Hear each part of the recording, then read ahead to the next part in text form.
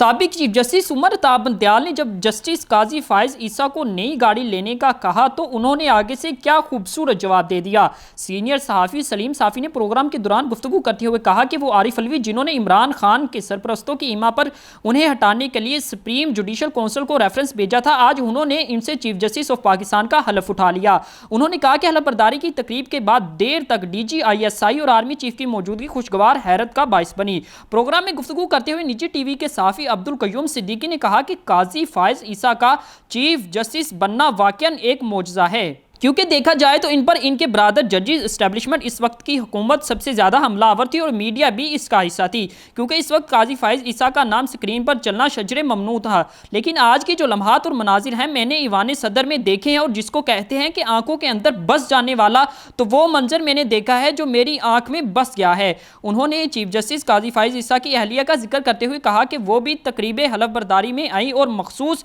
सीटों पर बैठ गई, जिसके बाद आर्मी चीफ आए तो वहाँ बैठी हुई थी, जिस पर आर्मी चीफ खड़े रहे। ख्याल किया जाता है कि उनको कुछ गलत फहमी हुई थी। ताम बादशाह चीफ जस्टिस की अहलिया को बताया गया कि आपकी निशिस्त आ गया, जिस पर वो आगे की तरफ आई। उन्होंने कहा यही नहीं, इसके लिए भी एक मंजर काबिल दीद था कि हलफ बर्दारी से पहले जस्टिस काजी फायज ईसा ने सदर ममलिकत के गार्ड्स को इशारा किया, जिस पर वो गार्ड्स जाकर अहलिया चीफ जस्टिस को लेकर आए और वो चीफ जस्टिस के शाना बशाना खड़ी हो गई। अब्दुल कयूम सिद्दीकी ने इस मौका पर एक और किस्सा सुनाते हुए कहा कि सुप्रीम कोर्ट के जजेस की गाड़ियां 5 साल बाद तब्दील होती हैं। इसी तरह से चीफ जस्टिस काजी फायज ईसा से उमर अता बंदयाल ने कहा कि आपकी गाड़ी पुरानी हो गई है, जजेस की गाड़ियां तब्दील हो रही हैं, आप इस हवाले से भिजवा दें दरख्वास्त, जिस पर काजी फायज ईसा ने जवाब में कहा कि मुझे तो नई गाड़ी की कोई जरूरत नहीं, जिस पर रावी का कहना है कि उमर अता बंदयाल अपसेट हो गए और आकर काजी फायज ईसा से कहा आप खुद तो कुछ करते नहीं और दूसरों को मसाइल में डाल देते हैं। दूसरी जानिब चेयरमैन PTI इमरान खान और बुशरा बीबी के खिलाफ अलकादर ट्रस्ट रजिस्ट्रेशन केस की समाअत गैर मुअय्यना मुद्दत के लिए मुलतवी कर दी गई। तफसीलात के मुताबिक इस्लामाबाद हाई कोर्ट के जस्टिस मियां गुल हसन औरंगजेब ने